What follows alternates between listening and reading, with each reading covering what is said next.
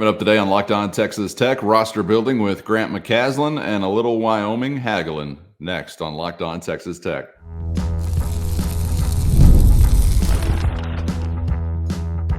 You are Locked On Texas Tech, your daily podcast on the Texas Tech Red Raiders. Part of the Locked On Podcast Network, your team every day. Great to be with you again on Locked On Texas Tech on the Locked On Podcast Network, your team every day, always free and available on YouTube or anywhere you get podcasts. We appreciate you for making us your first listen with the only Chris Level. I'm Casey Cowan. Chris, great to be back with you, and we got ball to discuss today, specifically the round one. And we're going to hear some thoughts from Red Raider head coach Grant McCasland on his spring experience as we roll into the summer, some of the new roster additions and some of the new staff additions, including discussing some context that's a little unique to the addition of Jeff Linder, as it now will impact the Texas Tech men's basketball schedule. Very, very quickly before we get into that, however, just how about one pair of horns going all the way down, and a shout out to Tim Tadlock and the Red Raider baseball team for pulling off a win in the opening round of the Big 12 tournament over Texas. I did my damnedest to try to stay up for that son of a gun, but it was a fight. It was a battle. I had to claw just to make it to first pitch last night. But either way, big ups to Tim Tadlock and the Red Raiders. I know you had to enjoy that just like I did, getting a win over UT. Absolutely. Maybe your last time to play them in baseball, and you get Oklahoma State this evening. So hopefully they can create some postseason magic there in Arlington and make a run through the Big 12 tourney. But always fun to beat those guys. And obviously Coach Tadlock's team just trying to figure out ways to win and compete, finishing out the year and all those things. So, that one was late. Yeah, to say the least. You know Tim Tadlock, he's always seemed like a night owl. I'm sure he's rocking it into the late night on a regular occasion. Okay, also trying to figure out a way to win, compete, and get back to a hardware kind of category is Grant McCasland and Texas Tech. And obviously, as we all sit here as fans through portal season, on portal, pins, and needles has been a wild experience, and that's something that mirrors what Coach McCasland had to say about the spring portal process. Here's Coach McCasland. What a wild spring it's been since the season ended to now. I mean, we've really had our hands full, but we've also had a great opportunity to secure our roster and the guys that return, and then add some great pieces to our team. And couldn't be more thrilled about the direction. We've had some staff changes, and I'm really excited about our team and our program and where we're going. You know, at Texas Tech, the standard is to compete for championships, and specifically, how do we put ourselves in best position to win a national championship? And that the things that we're going to do on a daily basis aren't changing, and having the right people is the most important component. And I think we've done that this spring, headed into the summer, and really excited to get everybody on campus and get to work. And I thought our best recruiters were honestly our players. I mean, we've got a tremendous staff, but just the belief and excitement of the current roster is really the biggest difference, because they know what's expected and what fits our team. And those guys have just been the biggest resource for our ability to make sure that we get the right guys here. I guess just about every spring is going to be a wild experience for each coach and staff all across the country in this era, Chris. But I think that last thing he touches on is also something that maybe I kind of forget about on occasion. What an asset your players are whenever it comes to attracting other players to join the program. Yeah, and I think the difference here, Cowan, is that like last year, and I think that when it's changing so much year to year, you have to be really careful. You're speed dating, okay? It's I think Grant used the word transactional with some of this movement. And you have to be really careful, regardless of sport here, of quickly wanting to fall in love with somebody and like, hey, come on, man, we and then making a mistake and bringing in the wrong guy, one that is a bad seed or is selfish or not about the team, and all those things. And I think that's where your players can kind of really help vet a lot of it. Man, is he going to fit in? Are you guys good with him? Does he, how does he talk to you? What is he into? What kind of questions does he ask him? It's just a different layer of being able to kind of wade through and help speed date and not make a mistake, And I thought it was interesting that Grant said that about the biggest asset was their players, because we kind of joked about this multiple times. But wasn't it Chance McMillan when Elijah Hawkins was on campus and on his visit? Yeah. Hey, Red Raider Nation, show my man some love. And we joked about it because it's like, well, Chance is a 3-point shooter. He wants a facilitator. He wants those shots from the corner. I need somebody to create them for him. So, anyway, I think that those players probably have done a really good job of kind of vetting some of the folks that have come in here. And whether NIL was a problem or fit was a problem, scheme, relationships, or just other competition, just, hey man, I just think that that's a better fit for me. Hey, good luck to you, whatever. Those players have probably done a really good job of vetting the folks that have come in on visits, and you've ended up with several. And I think that you're still looking, but you've got a really, really good nucleus here. Yeah, and still maybe some to come that could top the list as far as what you've even added so far. So the excitement, I don't think, is just quite done. Are you okay? Are you all right? That's folks, that's professional. That's what that is. I don't even know what you're referring to. I don't know that really. I mean, I would still, I think, go into next spring possibly and hope that it could be a little less wild. Now, again, with just the nature of the portal, it's always going to be that way. But not only were you trying to rebuild a roster again this time around, but you had a staff member, which we'll get to the addition of Jeff Linder and Coach McCasland's thoughts on Linder and that relationship and how far back it goes. But you had that thrown into the mix as well. So it was just another layer of the wildness that once again was a part of it. So I don't know what next year will hold. And I guess the only thing that stays the same is that everything changes. But, it's still something that comes with it that you would hope maybe in some other process or other springs, I guess I should say, might not quite be the case. You'll just stick kind of to the roster building.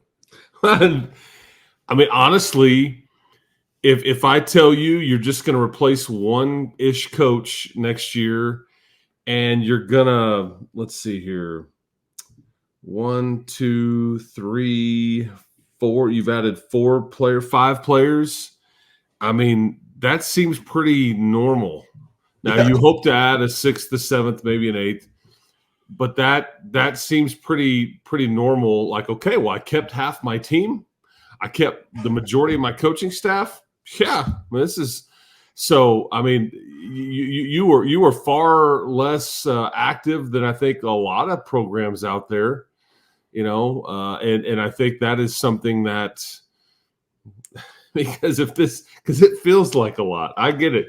It feels like we've been through a lot going on, but when you just put pen to paper, it's really not that much comparatively. Could have been more, yeah, I guess. Oh yeah, a lot.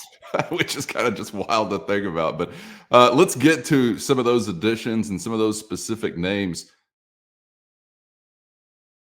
First, today's episode brought to you by eBay Motors. And eBay Motors has everything you need to maintain your vehicle and keep that ride or die ride on the road, or elevate your car's game to the next level of performance. Superchargers, exhaust kits, LED headlights, roof racks, and accessories of all kinds to fit your style. Whether it's power, speed, or design you're into, eBay Motors has you covered with over 122 million parts to perfectly fit what you need. Just head over to ebay.com/motors now, where you'll always find exactly what you're looking for, and at no risk because of eBay's guaranteed fit. Your part is guaranteed to fit just right every time, or your money back, keeping you burning rubber and not burning cash. With all the parts you need at the prices you want, it's easy to keep your ride or die on the road and moving your life forward at ebay.com/motors. eBay guaranteed fit, only available to U.S. customers. Eligible items only. Exclusions do apply. Let's get to some of those additions and some of those specific names that we have learned of this spring and now are Red Raiders, and Coach McCasland's thoughts on some of those new members of the roster. I think anytime you're trying to build a team, you have to look at your current guys and just make sure that not everything fits exactly the same. Just who matches and who helps their current roster, and that's really what we built it around. Darian Williams, Chance McMillan, Kerwin Walton, Devin Cambridge, Emily Yalaho, EY. I mean, just such a good foundation of skill and of athleticism and feel.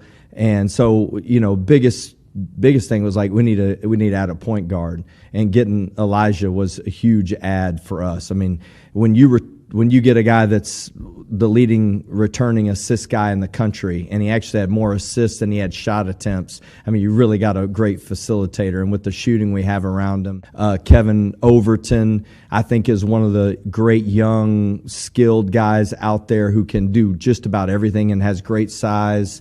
And Federico, I mean, who doesn't like a guy with two names that are the same? And I just love being around his energy. He's a fantastic defender, a great shot blocker, really gets the game. And so those are the transfers, and all those guys once again played in the NCAA tournament. So I mean, what a lot of excitement that is. And then Leon Horner being the other addition so far that can be public. Just really excited about his just character, and he's a player. I mean, he's from Texas and just knows who we are and what we're about, and there's nothing that he can't do. He just does everything well. Played at a great high school, so really, really excited about the addition of the new guys.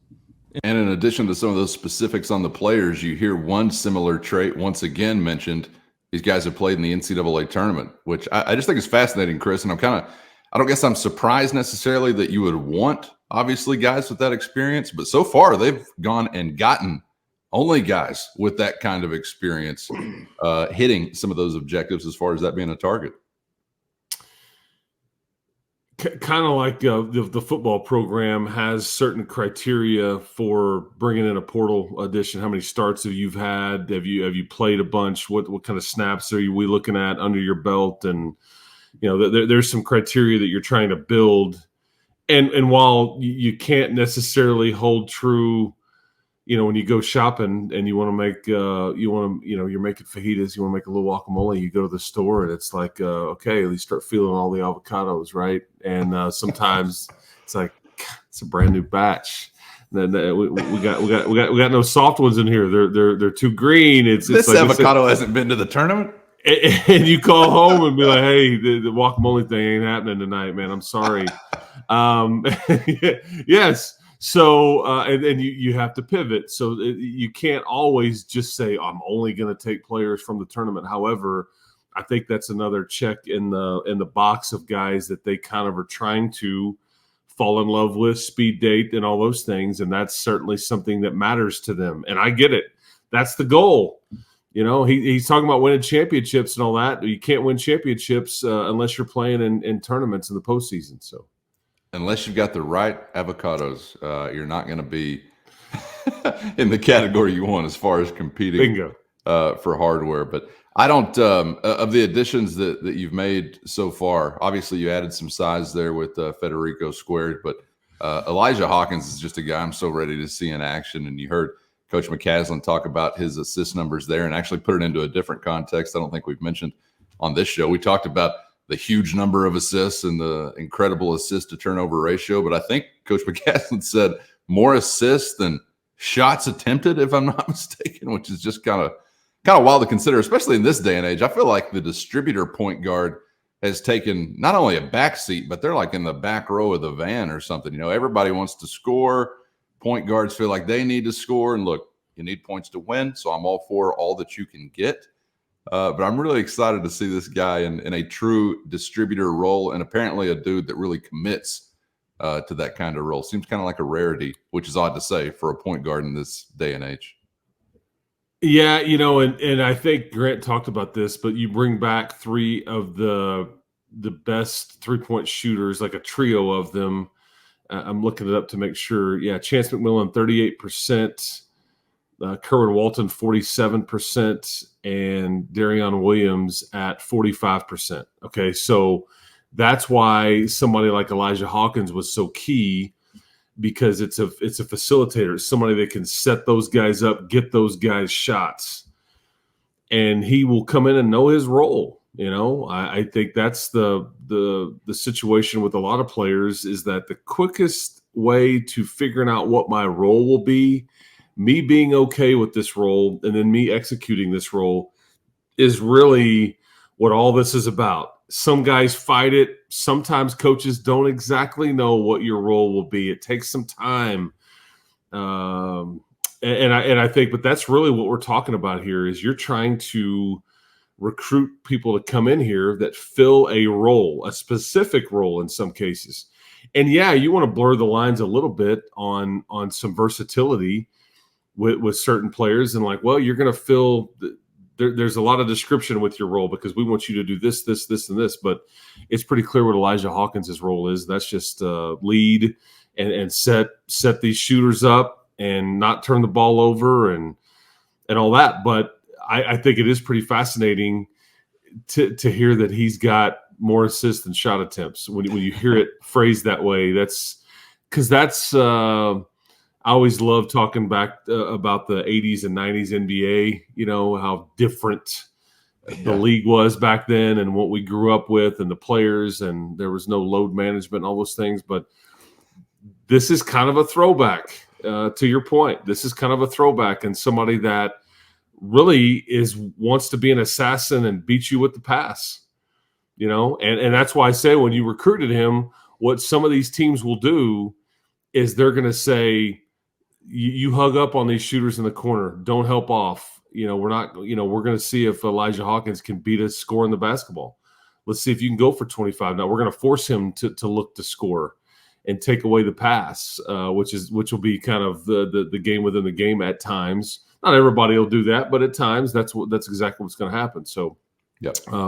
Anyway, I just like hearing Grant talk about these additions. That's what's fun.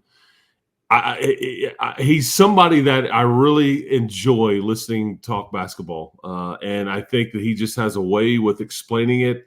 I had multiple of the radio and TV commentators throughout the season, go, "Hey man, so how is it working with Grant, and what's it like being around him?" And I'm like, one, I've known him for a long time, so I wasn't starting from scratch. But two, they would always come at me with like, God, he's just I could listen to him talk hoop for hours and hours and hours. He just has the way of describing it. So when you get to hear him talk about how the new pieces fit into his program, man, it gets you pretty excited. Because think about it, and I'll wrap up here. Joe and Pop are replaced by Elijah and Kevin Overton, okay? A little bit different in a lot of aspects. And then Frederico replaces Warren Washington. And in some ways, you're different right now because you've got Cambridge back, whereas last year when we last saw them, you didn't have Cambridge. So that's why when you start talking about adding another potential big piece, that's where you feel like, okay, now we're way ahead of where we were last year. Because really, and you've still got Chance and Kerwin and Darion and a nucleus here, and then obviously Cambridge and stuff. So, yeah, you feel like you're putting together a pretty good team, but it's not easy around the league either. No, to say the least.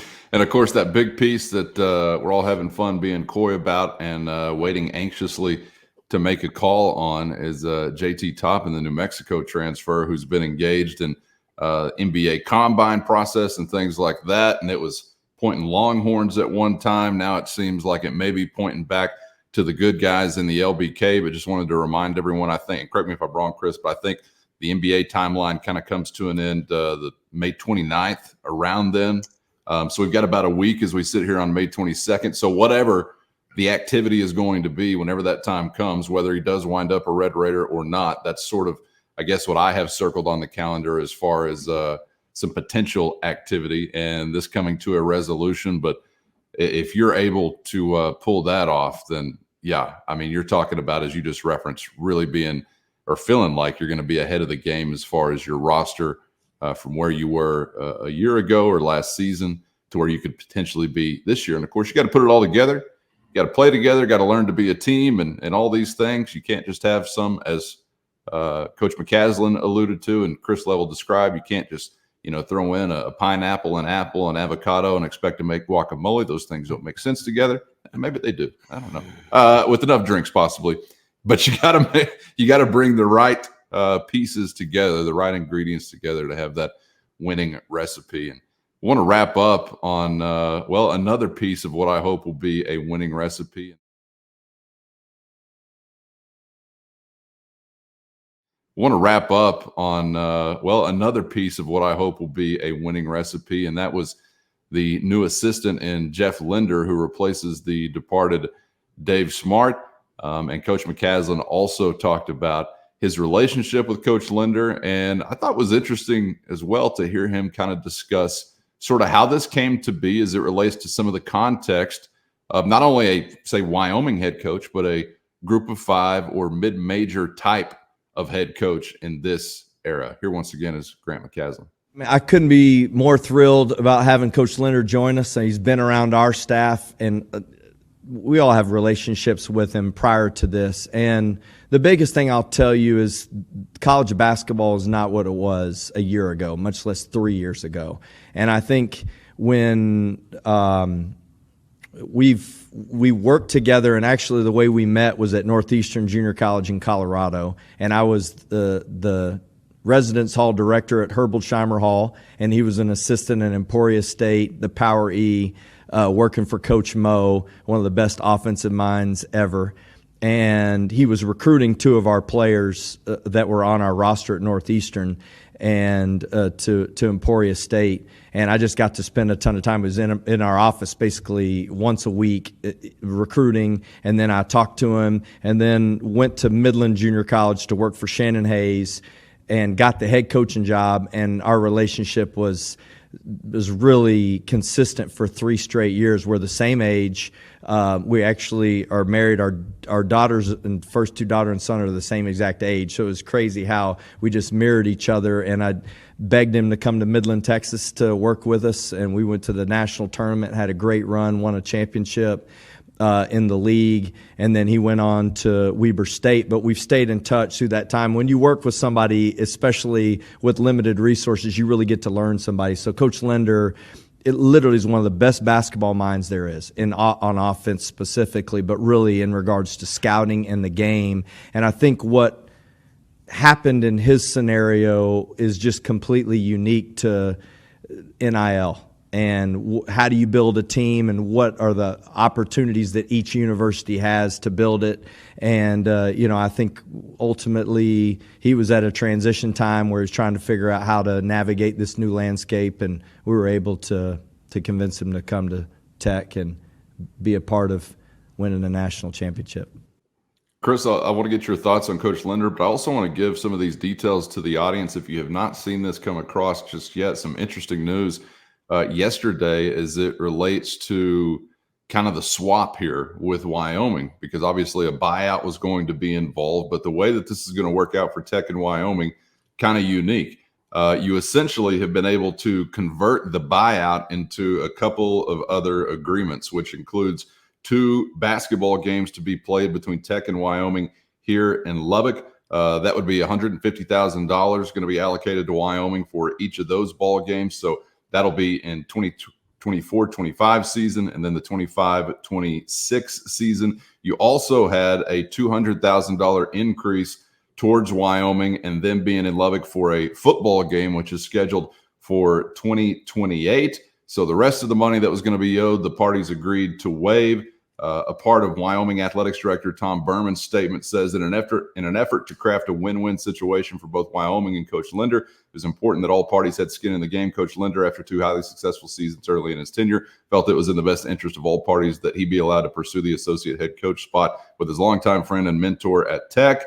Wyoming was unwilling to release him completely from the liquidated damages provision of his contract. Bottom line, Wyoming agreed to waive the remaining portion of his liquidated damages after Coach Linder vacated the money owed to him, and Tech agreed to provide financial support for a few competitions. Wyoming felt that this was a good compromise, end quote. So kind of a unique roundabout way to get this done, but also impacts the schedule itself, as you'll see Wyoming a couple of times here in the 806. Definitely outside the box a bit. I think in some ways, like, okay, you want to come play us twice? We don't have to leave. One less thing we have to to mess with on the scheduling component from a basketball standpoint this year and next. That seems pretty good to me. And I think they blend in some of the money that maybe Wyoming gets a bit more money than a typical guaranteed team coming in here would get. But I mean, Wyoming compared to a lot of the teams that come in here is a bit of an upgrade. Fair to say? I think so. As far as the non-conference goes. And I think so. When I started reading this, I'm like, well, surely they're going to make you go out there. And I'm like, I'm done with Laramie, man. I'm not going back. I've made my one trip out there, checked it off the boxes. I've had the beet juice that it took to handle the altitude. I'm done. Like, I'm not doing that anymore. But thankfully that these are all contracts about the Cowboys, Wyoming Cowboys, coming to Lubbock twice in hoops and once in football. And it does really bother me that you don't even play them in football until like the 28th season. Yeah, that's too. I mean, COVID was the primary reason for a lot of the discrepancy there. But a very unique way of blending this in and kind of everybody kind of getting what they want. And I think Tech gets the coach. They get some home games. They have to shell out a few more bucks.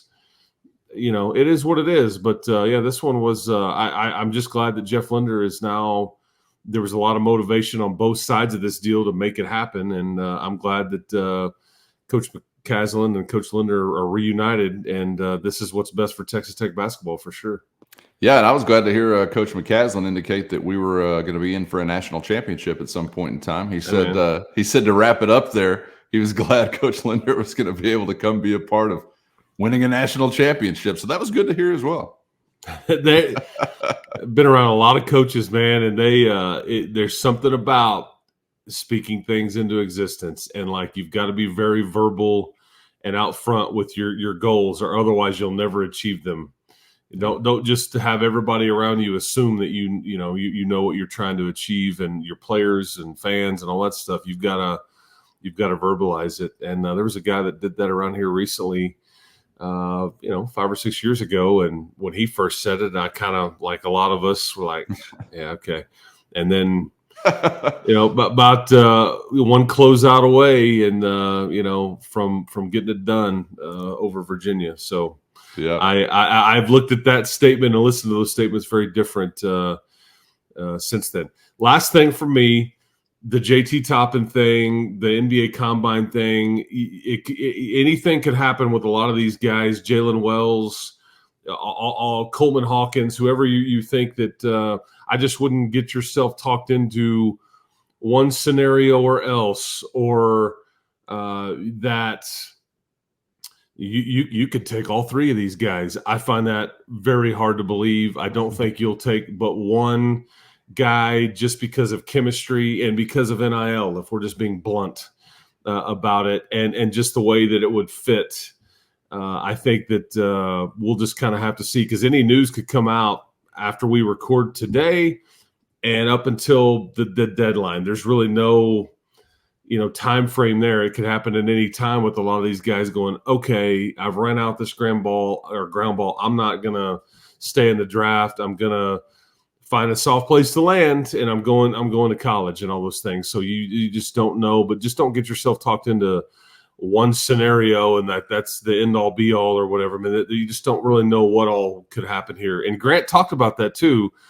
We're going to try to fill all these spots, but we're not going to force anything either. Yeah. So, yeah. Don't want to put a square peg in a round hole, obviously, and then cost yourself something big picture wise as far as the team is concerned. So make sure you're locked in here to Locked On Texas Tech. Get subscribed on YouTube or anywhere you get podcasts so you don't miss it whenever it pops off in whatever direction it's going to be going. Appreciate the time and insight as always, Chris. Enjoyed it, and we'll see you tomorrow. I'll talk avocados and guacamole with you anytime, Calvin. Yeah, it was a pleasure. Yes, we will do it again tomorrow. Yes, sir. Appreciate you guys being out there. For Chris, I'm Casey, and we hope to see you back for the next round on Locked On Texas Tech.